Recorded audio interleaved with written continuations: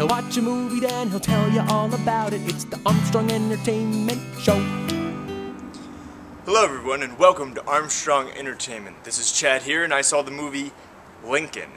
It stars Daniel Day-Lewis, Sally Field, David Strathairn, Joseph Gordon-Levitt, James Spader, Tommy Lee Jones, John Hawkes, Jackie Earle Haley, Hal Holbrook, and it's directed by Steven Spielberg. So obviously I could just keep going on and on with the cast, but those are the main cast members, I guess you could say. So obviously I'm dressed as Lincoln right now because I thought I'd get in the spirit. You know, this is a movie that I was kind of excited to see. I'm a big Lincoln fan. I dressed up as Abraham Lincoln Vampire Hunter this season, this Halloween and last, so I could say I'm a little bit of a fan of his. So this movie takes place in 1865, right at the tail end of the Civil War, and it's not so much focused on the war, it's more focused on the reason why we were at war, the whole slavery and the emancipation of the slaves. And it's basically Lincoln trying to convince his cabinet and the House of Representatives or whatever that they're going to pass the 13th Amendment. So that's basically what this thing is about, him just convincing people.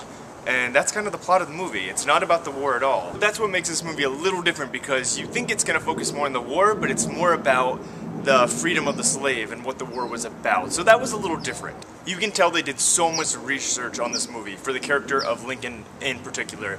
Just, I felt like they had every mannerism of his down. Not that I knew Lincoln or anything, but I just really felt like it's the first time in a movie that I really believe that that was Lincoln and that's how he acted. Because I always knew he was really close with his children, and they really showed that. And these beards are really annoying, and I'm so glad I didn't grow up in the 1860s. I don't think I could grow this if I tried. But back on topic, it was really, it made me feel like that's how Lincoln was, and it was very believable. And Daniel Day-Lewis is obviously amazing, and that was another main reason why I saw this movie.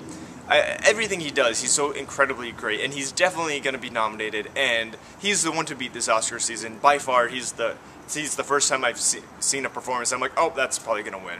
And I think it's funny that John Hawkes is in this movie a little bit as well, because he's going to be nominated for the Sessions, and it's kind of funny he's in Lincoln, and he's watching Daniel Day-Lewis give this amazing performance, and he's probably shaking in his boots. Sally Field was great as well. It was like, you could just tell she was like ready to snap and break, and it's so funny in the movie she says a line of, oh, everybody's just going to remember me as the crazy lady who's married to the president, and that's pretty much what everybody does remember her as.